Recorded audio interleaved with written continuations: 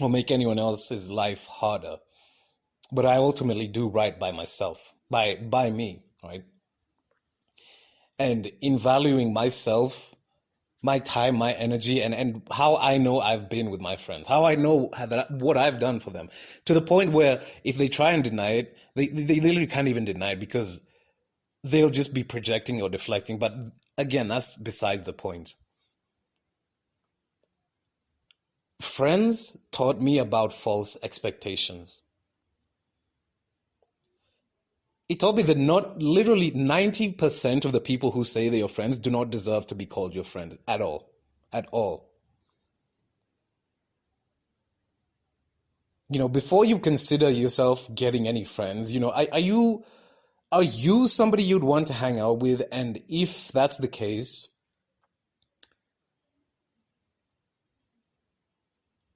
if you find another person who wants to hang out with you the way you want to hang out with yourself, I'd say they make a good friend. Friends will show you through their gestures. They'll show you through their words and their actions, but ultimately their gestures as well, right? You give them one thing, you give them, they give you another thing, or you like how they value your time and your interactions. To me, is what makes friendships. This isn't even talking about relationships. This is simply just friendships. And I know there's all this there's a common talking point about how men and women can't be friends. They can't be friends if they have ulterior motives. If you have an ulterior motive with somebody, you will never be their friend, no matter if you're both men, both women, whatever. It's ulterior motives. And if that's the case, why the fuck aren't I friends with most of the guys that I've considered friends over the years, right? Sometimes you just grow apart. Sometimes you get busy. It's not even. I saw a really, really good video about this the other day. I'll see if I can link it, because this is something that's people are starting to talk about more and more now. I don't know if that's a good thing or it's a bad. I guess it's good to bring more awareness to it. Several videos about people being like 21, 25, 30 something and having zero friends. Zero friends. And what's alarming to me is how some of them are like conventionally attractive women. My alpha male gut response is to say that they're attention fishing, but at the same time, if you've heard me speak about a lot of these issues in my videos, you know that I have said that a lot of women are living in a fantasy land about their own interactions, let alone interactions between men and women. A lot of women that don't actually have meaningful friendships. So it's not surprising that a lot of them are actually women as well. I mean, men, we have some pretty shitty, pretty poopy coping mechanisms, right? And you'll be damned if you get even a crumb of sympathy about it. But this isn't even that type of discussion, because this is a lot of people's genuine feelings right now. They have no meaningful relations, like literally nobody that they talk to. I saw another video of this young girl. I don't know if she was Swedish or something. And she was just literally saying how she has no friends. She has, she does the same thing every day, and it is like she has no meaningful connection, like to the point where she was like saying, if you want to hang out with me, I live here, I go to this school. Like, yo, don't say that shit on the internet. Don't say that poop on the internet, Please. That is incredibly, but people have been driven to that extent because reality has just become that much more alienating. Completely so. Like, what realities are people having out here? Honestly, what kind of reality really is out here now? Because the older I get, the easier it is for me to see through, like, the fake relationships, especially even if I'm not involved in them, even if I don't know the person, you can see like if two people actually enjoy being around each other. And more, it's easier to see that, yeah, they're just there to not feel more lonely. They're just in each other's presence to not feel more lonely. And I realized that a long time ago, which is why I never force my way into any sort of social settings. I don't not even force. I don't find myself in any social setting really. I let them happen as organically as they can, provided I know that the place or the setting or the types of people are not going to be a direct threat to me or to people around me. But I generally let it happen organically, so that even now I really only have like less than 4, 5 people I consider my friends. Less than 4 or 5, to be honest. Like, really. The rest are either acquaintances or, you know, if it's people you knew in your past that they were your friends and you just drifted apart and everything, that's just call it for what it is. If it's people who genuinely backstabbed you, they were never your friends. They were never your friends, right? And I've had to learn that like literally several times. A lot of people will do fake concern trolling, like, and I'll talk about what I mean in another video, in a later video. But a lot of people, especially when you're in a time of real need, a lot of people will be fake, like concern trolling about like, oh yeah, I'm there, I'm here for you, if you need this or you need that, and they literally disappear within a week. Like the astounding levels that people will fake concern, it literally it never ceases to amaze me, and I hate it. I absolutely hate those types of fake like sympathy interactions. Like literally, I'd rather you just insult me. I'd rather you just literally insult me and go than pretend that fake sympathy. It's really insidious, right? Because you're not going to actually do anything to help or support, but because you think like socially this is what friends say to each other, then you'll do that. And I think that friendships transcend social conventions, because let's say for example, like as a guy, you won't cry very easily or very often, but sometimes it'll just be too much for another guy to admit to you that he was crying yesterday, he was crying last week. It's not a small thing. He's literally revealing how vulnerable he is to you. And like several of my guy friends have I've either been with them while they were crying or they told me how often they cried.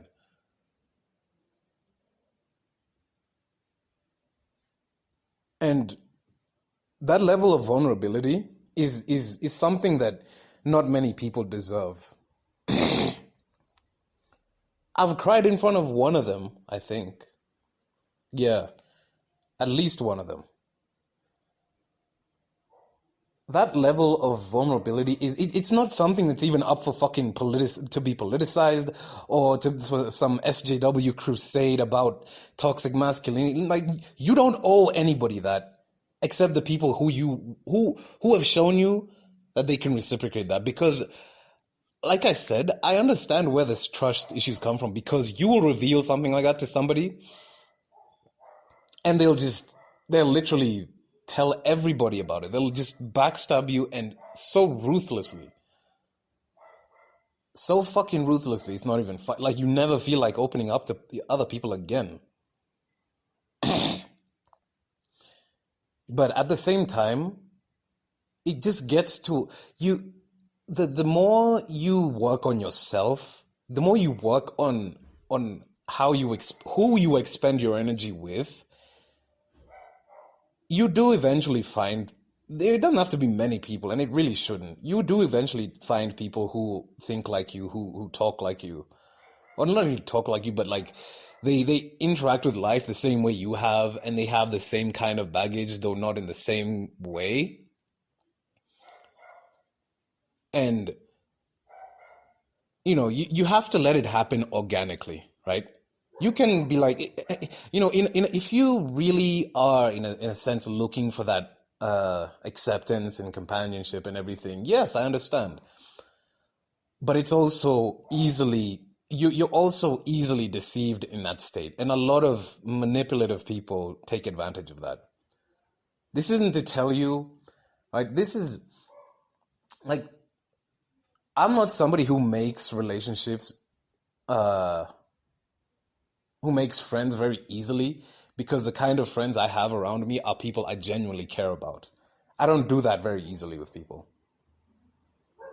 So, you should also raise your standards up, like almost as delusional as the modern woman, right? Raise your standards up way high, but have very low expectations about friendships, about anything really. And literally, I laugh at most shit that happens in the world, at most poop that happens in the world, because I don't even take myself seriously. So I find it entertaining when other people take me so seriously, and I'm just here like, the fuck am I gonna eat for breakfast? Or like, did I finish watching the last series that I slept watching? Like, my mind is purposefully empty, and people who are genuinely your friends will accept you for your good and your bad, provided that your bad is not parasitic, right? You can have a bad side that is like maybe stubborn or sometimes rude, the stuff like that, depending on the context, right? But to be parasitic on people, to be abusive, to be violent, to be entitled, and so on, that's not something you have to accept, or anyone has to accept, really. But a friend will really accept. They won't force you to conform to what people have forced you to conform to. Let me say that, right? They won't force conformity.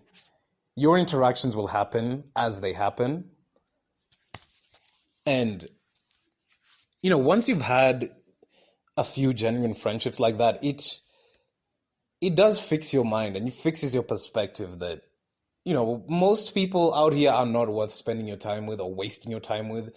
But some people genuinely are, because some of my friends, some of the people I've met have been literally the most like kind-hearted, just sensible, caring people. And I have seen with my own eyes the people that they considered friends abandoning them, like right in front of me, while, let's say, they're having a panic attack or an anxiety attack. And I'm just like, are these really your friends? Are they, like, really? I had to ask, like, are they really your friends? Right? None of them can even stop for like 5 minutes to be like, just calm down, we're here, or let's go here, or do this. No, they're just like, oh, yeah, I hope, I'm praying for you, man. I hope God heals you. And they just go out and get plastered drunk, right? While their friend is having an anxiety attack.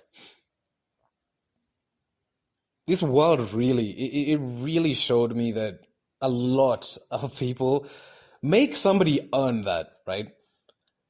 Make somebody earn being your friend, because you have to find value in yourself. A lot of people find value in you.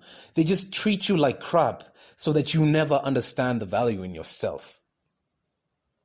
You have to find that value in yourself and then understand that somebody else coming into your life should deserve to be there.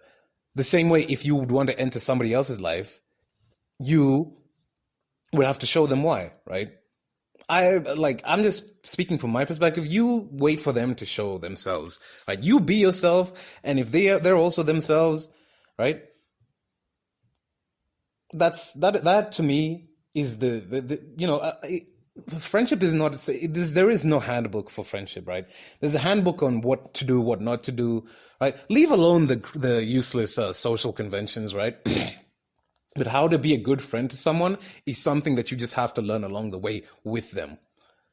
My own father only has like literally one friend, like one freaking friend that he calls all the time.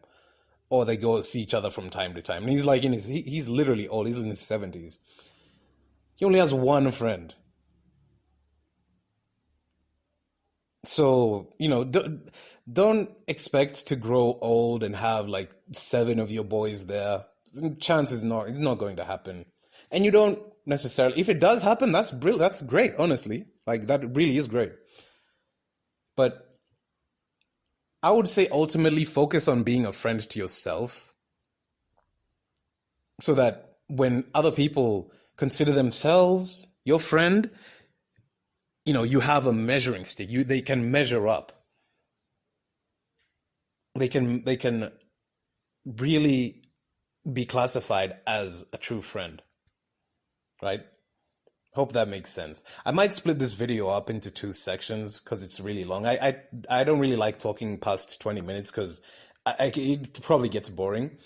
But yeah, if anyone has any more video suggestions of whatever, I literally I don't mind talking about anything. Yeah, don't hesitate to comment, or I've linked my email now, so if you have any other suggestions, you can just email me because hopefully YouTube wouldn't delete them from my email, but you never know.